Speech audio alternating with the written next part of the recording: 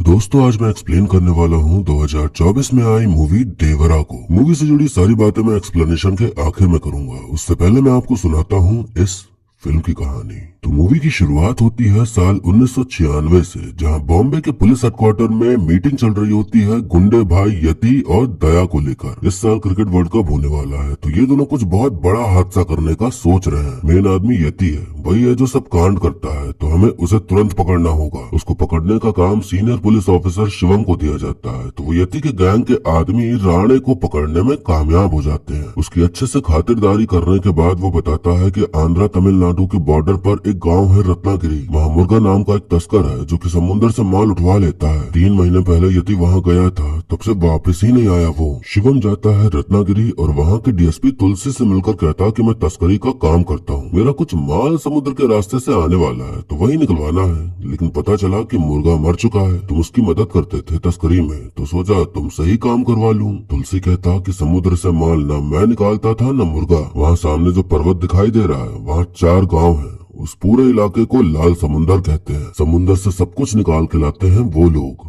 वहाँ जाओ, भैरा से मिलो जाके। तुलसी समझ गया था कि ये कोई तस्कर नहीं पुलिस वाला है। शिवम भैरा के पास जाकर भी वही सब कहता है जो तुलसी से कहा। तो उसका आदमी कहता कि हम सबने वो काम करना छोड़ दिया है। शिवम धमकी देने लगता है कि मेरा काम करो नहीं तो मार दूंगा सबको। तो भैरा उसको लात मारते हुए कहता कि मरना मारना हमारे खून में है, चल निकल यहाँ से। भगा जाने के बाद ये लोग इधर उधर टहल ही रहे थे कि तभी इन्हें सिंगप्पा नाम का एक आदमी मिलता है। तो शिवम उससे कहता कि मेरा काम करवा दो, मैं तुम्हें अमीर बना दूंगा। लालच देने के लिए वो अपनी हीरे की अंगूठी उसे देता है। तो सिंगप्पा उसे समुन्द्र में फेंक देता है। तो शिवम तुरंत कूद जाता है उसे निकालने के लिए। तभी वो देखता है कि नीचे इंसानों के कंकाल ही कंकाल हैं, जिसे देख उसकी हवा टाइट हो जाती है। सिंगप्पा कहता कि जो डर तुम महसूस कर रहे हो वही डर है सबके अंदर, इसलिए सबने वो काम छोड़ दिया है। कई बरस पहले इस पर्वत के पीछे एक राज्य था। उसे जीतने के लिए समुन्द्र पार करना जरूरी था, लेकिन उस पर्वत पर राजा की एक सेना थी। रात दिन वो पर्वत से समुन्द्र से रक्षा करते थे। शत्रुओं के खून से सैकड़ों बार लाल हुआ है ये समुन्द्र,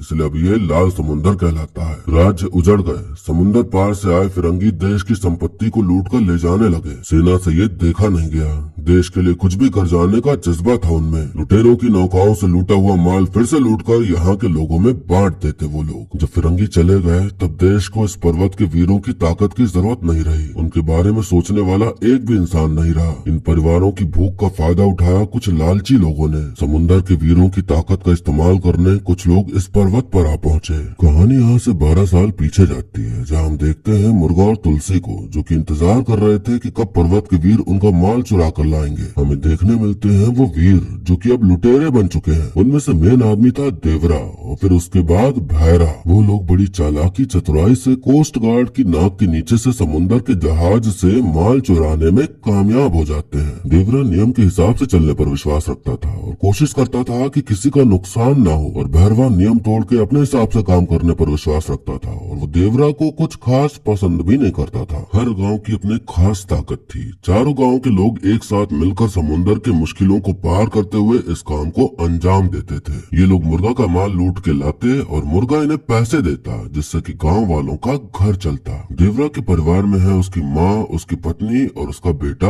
वरा। देवरा के पूर्वज वीर कहलाते थे, लेकिन अब इनकी हालत ऐसी हो गई थी कि बस लुटेरे बन के रह गए थे। वो देवरा को पता था कि ये कोई अच्छी बात तो नहीं है, पर पेट पालने के लिए जो कर सकते थे वो कर रहे थे। देवरा बहुत दिलदार इंसान था। वो लोगों की बहुत मदद करता था। एक बच्चा ये सब काम न करने का सोचकर पढ़ना चाहता था, तो देवरा उसकी पैसों से मदद कर रहा था ताकि वो शहर जाकर पढ़ सके। हर साल शस्त्र पूजा होती थी, जिसमें एक प्रतियोगिता होती थी। प्रतियोगिता में चारों गांव का एक एक आदमी भिड़ते थे एक दूसरे से, और जो जीता वही शस्त्र ले जाता था। जिसकी बहुत मान्यता थी कि जिसके गांव में शस्त्र होगा वो मुसीबतों से बचा रहता है। हमेशा से देवरा ही जीतते आ रहा था, तो वो प्रस्ताव रखता है कि आपस में लड़ने के बजाय हर साल एक एक गांव को शस्त्र दे दिया जाया करे। रैप्पा के गांव वाले नाव बनाने और चलाने में माहिर हैं, लड़ने में माहिर नहीं है, तो उनके गांव में शस्त्र नहीं गया है, तो इस बार उन्हें ही दे देते हैं। बहरा कहता कि हमारे पूर्वजों ने ये परंपरा बनाई है, तो इसे निभाना ही होगा। अगर तुम्हें रैप्पा को देना ही है तो शस्त्र जीतो और उसे दे दो। अब लड़ाई शुरू होती है, तो बहरा बाकी 2 गांव के लोगों को हरा देता है। फिर टक्कर होती है उसकी देवरा से। दोनों ही एक दूसरे को कांटे की टक्कर देते हैं कि लड़ते लड़ते रात से सुबह हो जाती है, पर बहरा को देवरा के सामने हार माननी ही पड़ती है। देवरा जीतने के बाद रैप्पा को अपने गांव शस्त्र ले ले जाने देता है। हम देखते हैं कि लड़का शहर जा रहा होता है पढ़ाई करने कि तभी बस पर हमला हो जाता है और सभी लोग मारे जाते हैं। देवरा को बहुत दुख होता है उस लड़के के मरने पर। मुर्गा फिर काम देने आता है तो देवरा कहता कि कोस्ट गार्ड की निगरानी बढ़ गई है, हमें काम रोकना चाहिए। पर बहरा उससे सहमति न जताते हुए कहता कि तुम कब से डरने लगे, तुमको नहीं जाने तो मत जाओ, हम तो जाएंगे। रैपर देवरा से कहता कि ये लोग चले तो जाएंगे लेकिन वापस नहीं आ पाएंगे, इसलिए तुम भी साथ चलो ताकि सब सुरक्षित वापस भी आ सके। अब सभी लोग रात में माल चोरी करके वापस आ रहे होते हैं कि तभी कोस्ट गार्ड उन्हें रोक लेते हैं और उन्हें पता चल जाता है कि ये सबके सब चोर हैं। कोस्ट गार्ड ऑफिसर उन्हें पकड़ लेता है और दिखाता है कि जो माल वो ले जा रहे हैं उसमें हथियार हैं जो कि आतंक फैलाने के काम आते हैं और मासूम लोगों की जाने जाती हैं। देवरा को ये सब कुछ भी नहीं पता था कि कंटेनर के अंदर क्या होता है। ऑफिसर कहता है कि तुम लोग जिनके लिए काम कर रहे हो वो कोई बहुत अच्छे इंसान नहीं है,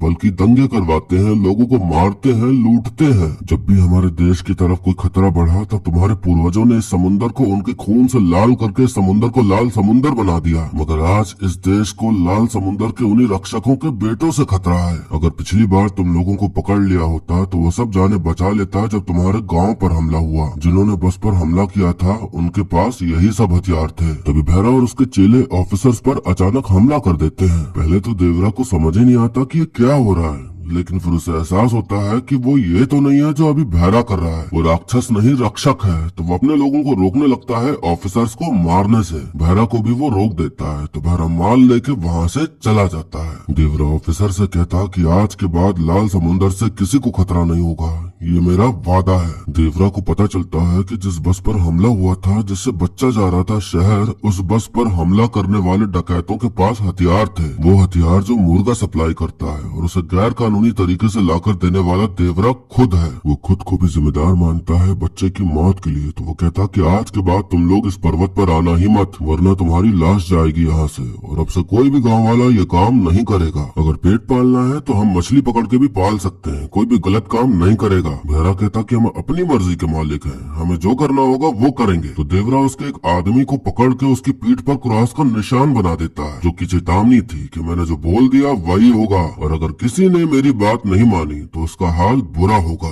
जो देवरा को मानते थे वो देवरा की सुनते हैं, लेकिन जो भैरा की सुनने वाले थे उसके खिलाफ खड़े थे। अगर कोई भी समुद्र में उतरकर कुछ गलत काम करने जाता तो देवरा सबकी पीठ पर क्रॉस का निशान बना देता। तो धीरे धीरे सबके मन में डर बैठने लगा कि अगर समुद्र में कुछ गलत करने उतरे तो देवरा उन्हें छोड़ेगा नहीं। रैप्पा की एक बहन थी पद्मा, जो कि देख नहीं सकती थी, तो उसे लगता था कि वो अपने भाई पर बोझ है, तो वो खुद की जान देने जाती है, पर भैरा उसे बचा लेता है। पद्मा को लगता था कि उसे कोई नहीं अपनाएगा, पर भैरा कहता कि उसका भाई उससे शादी कर लेगा। अब शादी हो रही होती है तो वहाँ सभी लोग आए होते हैं। भैरा का अलग ही प्लान चल रहा था। पहले वो देवरा को मदिरा पिलवाता है ताकि वो अपने होश में न रहे, फिर उस तक खबर पहुँचाता है कि कुछ लोग समुद्र में उतर रहे हैं। तो देवरा किनारे पर चला जाता है, पर वहाँ कोई नहीं होता। तभी वहाँ खूब सारे लोग आ जाते हैं उसे मारने। मतलब भैरा का प्लान था उसे नशे में निपटाने का, क्योंकि होश में तो उसकी हिम्मत थी नहीं। पर देवरा नशे में होने के बाद भी सबको धराशाही कर देता है। आज फिर समुंदर खून से लाल हो गया। जब वहाँ गांव वाले आते हैं तो देखते हैं हर जगह लाशें बिछी पड़ी हैं, पर वहाँ देवरा नहीं था। उसने एक पत्थर पर लिखा था कि साहस की सीमा पार करने वालों, मुझे लगा मैं अपनों को समझा के उनकी गलत सोच बदल दूंगा, मगर तुम्हारे अंदर जो ये राक्षस है बहुत बड़ा और भयानक हो गया है। अगर रोज दिखता तो तुम न देव से डरते न दानव से, इसलिए उन्हीं की तरह तुम सबसे दूर रहकर एक अनदेखा डर बनकर लाल समुंदर की रक्षा करूंगा। अगर इस डर को पार करके समुंदर पर गलत काम करने कोई उतरा तो मैं उसे चीर कर समुंदर के चरणों में चढ़ा दूंगा। सिंगप्पा बताता है कि देवरा को गए हुए 2 साल बीत चुके थे। कहीं से उसकी आहट न होने से गांव वालों का डर भी खत्म हो चुका था। भैरा के उकसाने पर कुछ लोग समुंदर पर निकल पड़े, लेकिन सब मौत को गले लगाकर वापस आए। सबकी पीठ पर क्रॉस का निशान था, जिसका मतलब कि देवरा ने जो कसम खाई थी वो निभा रहा है। सब समझ गए थे कि कोई फायदा नहीं, इससे अच्छा जो देवरा कह के गया है वही करो, मछली पकड़ के अपना पेट पालो। देवरा की माँ और पत्नी उम्मीद लगाए बैठी रहती थी कि कब देवरा वापस आएगा।